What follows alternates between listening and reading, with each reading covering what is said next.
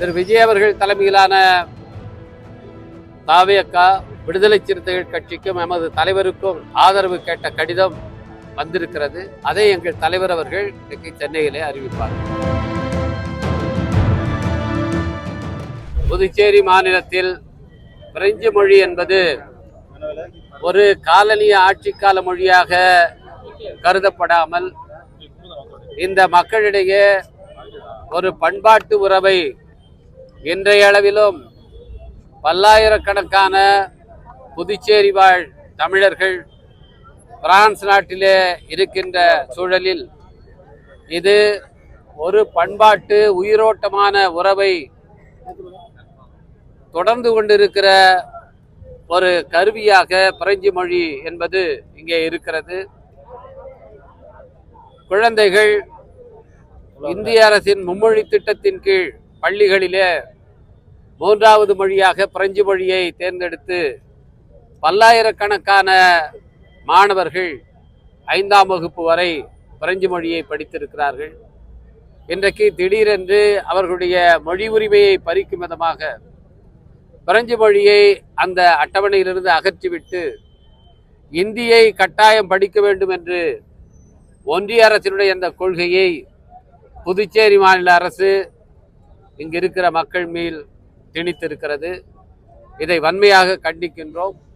விடுதலை சிறுத்தைகள் கட்சியை பொறுத்தவட்டில நாங்கள் மும்மொழி கொள்கையை ஏற்பதில்லை, இருமொழி கொள்கையே சரியானது என்ற நிலைப்பாட்டை கொண்டிருக்கிறோம். ஆனால் பாஜக கூட்டணி அரசு இங்கே அமைத்தது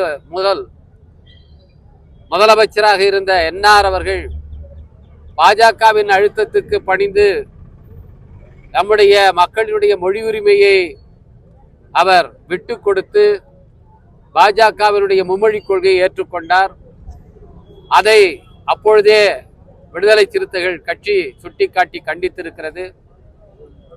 அந்த மும்மொழி கொள்கையில 3வது மொழியாக பிரெஞ்சு மொழிதான் இருக்கும் என்று சொன்னதன் அடிப்படையில மக்களும் அதற்கு எதிராக கிளர்ச்சி செய்யாமல் இருந்தார்கள்.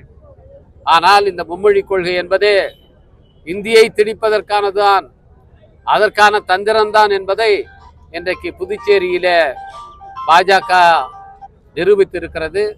இதனால்தான் தமிழ்நாட்டிலே ஒருபோதும் இந்தி திணிப்பை ஏற்க மாட்டோம், மும்மொழி கொள்கையை ஏற்க மாட்டோம், இருமொழி கொள்கைதான் என்று இதுவரை இருந்த திராவிட முன்னேற்ற கழக தலைமையிலான அரசு அங்கே உறுதியாக இருந்தது.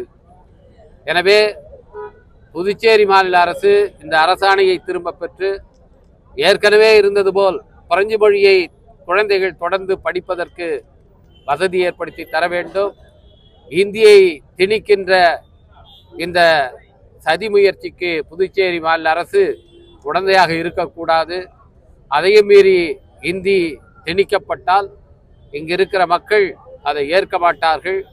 இது ஒரு மிகப்பெரிய மொழி போராட்டமாக அது மாறும் என்பதை புதுச்சேரி அரசுக்கு சுட்டி காட்டுகிறோம்.